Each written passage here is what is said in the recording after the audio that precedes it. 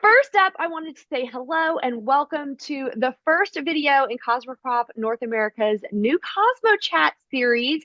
I'm Cosmoprof North America's beauty correspondent, Emily Foley. I'm going to be hosting this series, and this is our first 5 minutes with episode. And today I am so pleased to have Janelle Thornhill Freeman here with me. Janelle has more than a decade of experience in the beauty industry. She's known for her expertise in driving sales and implementing effective brand growth strategies.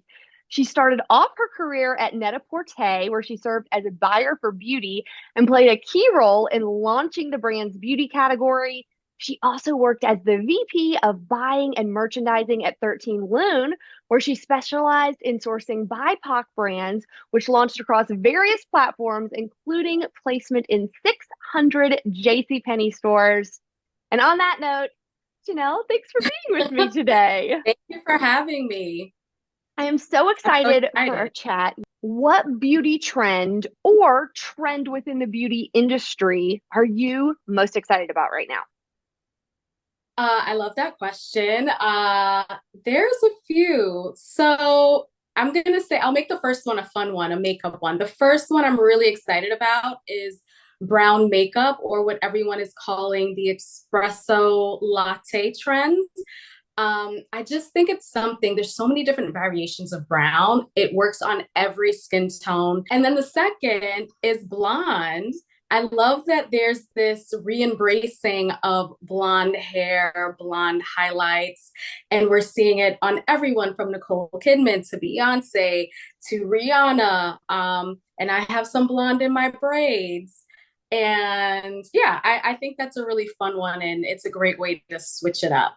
Well, so you're going to be a part of our new coaching sessions at Cosmoprof North America in Las Vegas, where exhibitor brands can meet with you, practice pitching themselves to buyers, and you'll help them refine their pitch for future meetings. So, as a little tease, what's your number one tip for brands before they have those oh so important buyer meetings?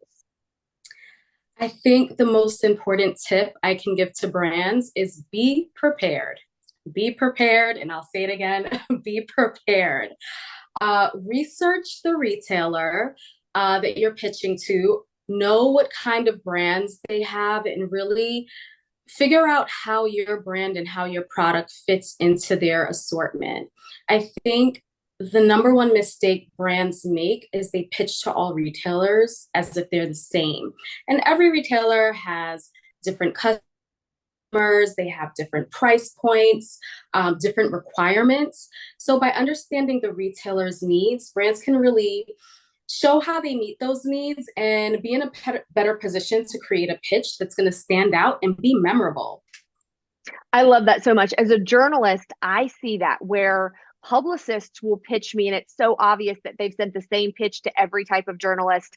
And you have to tailor those pitches to who you're speaking with. So I absolutely love that tip.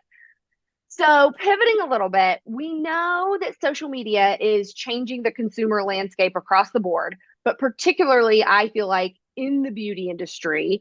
What do you think are the pros and the cons of this shift from your standpoint?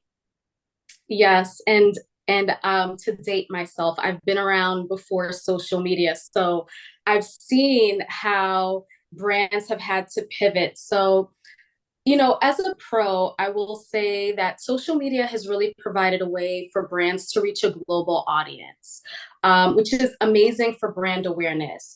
You have this one platform that speaks to millions of people who they can now convert into customers, which is amazing. Brands now have an opportunity to directly interact with their customers, and they can understand them better because the customers or followers, they're giving them direct feedback in real time. And in turn, the brands are utilizing, or the retailers are utilizing this feedback, and they're able to build communities and build brand loyalty. So I think it's really been great for just reaching a wider audience, and really communicating to people what you stand for and who your brand is for. And then secondly, I think another pro that has reached, I mean, everyone from a brand, retailer, whoever you are, everyone became an influencer. like I can get on social media and become an influencer. And we now saw more diversity where we were looking once to print, editorial TV, to see like what we should buy. We have everyday people saying this is what I like, and it created this community of diversity, different skin tones, different body types, different backgrounds, even different perspectives. So it really helped what I call the heritage brands kind of change or restructure their marketing to be more inclusive, as well as the product lines. We definitely saw more inclusivity in the product lines. And then for cons, the main one, which most people, we've seen people fall victim to this, is negative publicity and viral backlash. Because it's such a huge platform, any negative feedback, whether it's true or false, can spread like wildfire. And since social media still plays a huge role in cancel culture, we've seen a lot of brands go viral for negative publicity, and that has ruined a brand.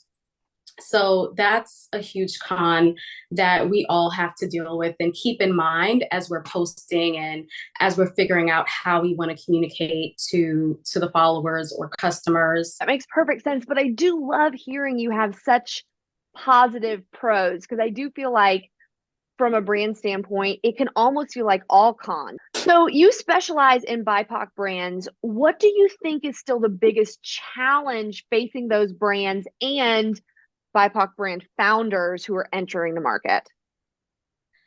Um, that's a heavy question. And since we have limited time, I will say the main challenge is going to be lack of funding, lack of capital.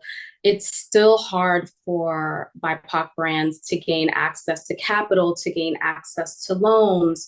And it's required in order to build your business. You need money for new product development, for marketing, for the social media teams we just spoke about. And it's without capital, it just creates a lot of challenges, and you have a lot of one-man teams with these smaller BIPOC brands because of that, and slower growth. So I think that's the main challenge. And then another one that we don't talk about enough is lack of representation on the other side of the table. So I think we need to see more diversity in investors, in buyers, in CMOs. Um, I think having the decision makers be more diverse is crucial to having a more inclusive industry. Our time has flown by, but I did want to ask you, I'm going to be asking all of my guests one kind of light, fluffy question, and that is, what one beauty product can't you live without? Okay, it would be One hard to is narrow hard. down One to is one. hard. I know. One is hard. But I would say it has to be a vitamin C serum. I love vitamin C serums. I think for me, it keeps my skin bright. It keeps the hyperpigmentation away. And I have two that I use. So then it goes back to being hard to choose one. Right. I think my everyday go-to is the Joanna Vargas Rescue Serum. If you haven't tried it, you should. It's good for like an everyday vitamin C serum. And it helps with the SPF. It helps your SPF work harder. And then if you have like more issues with hyperpigmentation, that's when I break out my allies of skin, the 35% vitamin C perfecting serum. That's my go-to when my skin is in trouble. And then a lot of people forget about the under eye area, but Beauty Stat has a great universal C eye perfecting serum. So Ooh, I have dark circles, I'm always struggling with that. So that's my go-to for the under eye area. But it's gonna be a vitamin C. I love that. Well, and I love that it's the trifecta. You gave me Yeah. one category, and I love that because I'm also a product junkie, and one is almost impossible. But this has been so much fun. Thank you so much for your time. And for those of you watching who are interested in these new coaching sessions in Vegas at Cosmoprof North America, this is open to exhibitors only. Applications are going to go out next week, so watch your inboxes.